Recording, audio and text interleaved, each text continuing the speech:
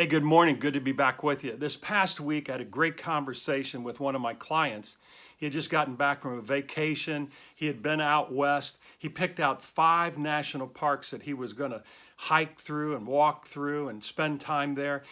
Zion National Park and Bryce Canyon and several others. And so he was sharing some pictures with me. And there was one particular picture that just blew me away. It was just absolutely gorgeous. And so we started to talk about that, and he said, "You see that rock that's sitting right in front of that lake and the mountains in the background?" He said, I just sat myself down on that rock. He said, I must have spent 2 hours sitting on that rock, just taking in the beauty of this canyon and this lake and the mountains in the background. He said, I was in awe. He said, I was just so grateful for the idea of being there after really working hard the past 3, 4, 5 months. And he said, just the serenity of the whole thing. And it just really struck me that he was using many of the same words or emotions, experiencing those as he described that. And it's the 10 positive emotions. And we've talked about them in the past, that positive psychologists have really studied these, researched these, and there's scientific evidence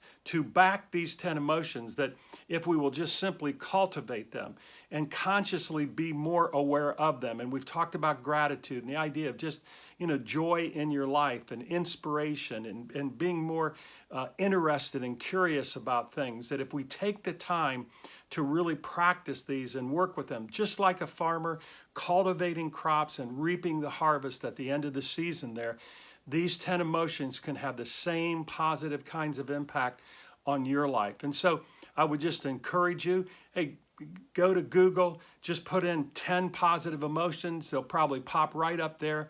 Barbara Fredrickson has certainly researched these. There's Sonia Lyubomirsky and there's Martin Seligman, all positive psychologists, and really have done great work. It's worth a read. It's worth a challenge next week just to pick one of them and start to build a little portfolio around them.